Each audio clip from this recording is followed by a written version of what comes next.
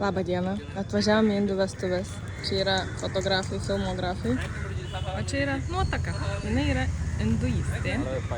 Va ir kas yra svarbu, tai auksas. O kitas dalykas, va piešiniai ant rankų. Ką jie tiksliai reiškia, aš nežinau, bet žodžiu čia svarbu.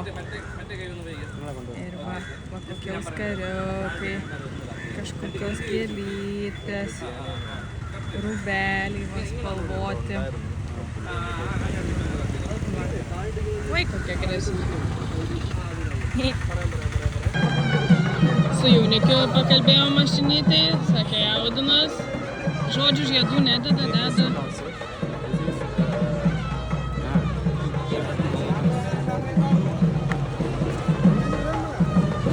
Čia kažkas tradiciško, nesuprantu dar kas. Va. Čia irgi.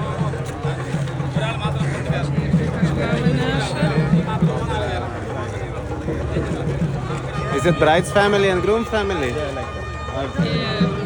Žodžiu, tai skirtingos giminės, moters ir vyro. Turi gal pasitraukti iš kadro. Va, kokie rūbeliai. Svečių. Ką jis dabar daro?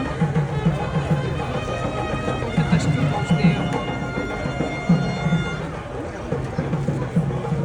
Priima į šeimą. Uždeda vainiką kažkokį.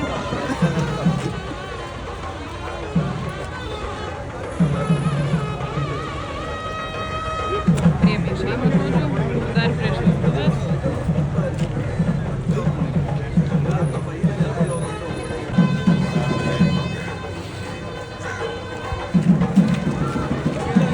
Ką čia reiškia, nežinau, bet...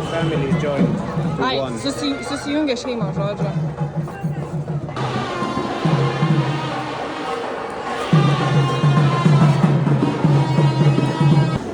Va čia gal tas, kuris ženys. Kažkaip, va, nebeatsimenu pavadinimo jau, bet pažiūrėkit, lempos netgi atsineša. Vo, kaip. Gėlynų pilna čia induistų, va. Reikalas tos gėlės. O mes tai specras teisės turim, sako, eikit į priekį filmuoti. Nieks nepyksta.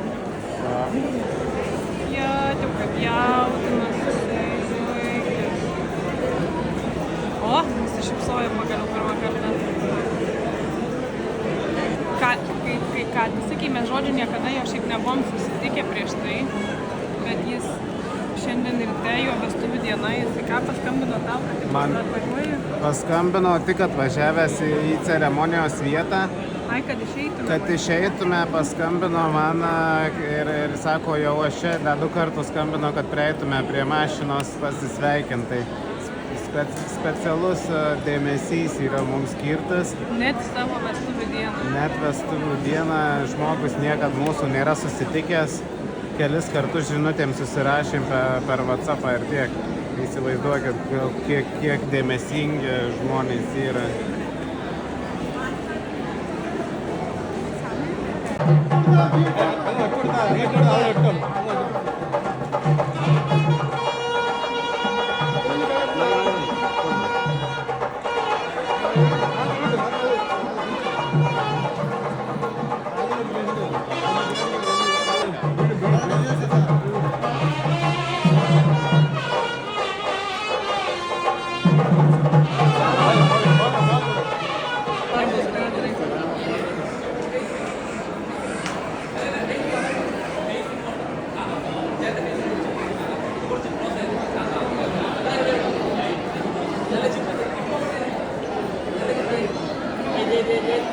O, ir pavalgyt netyčia užsukom.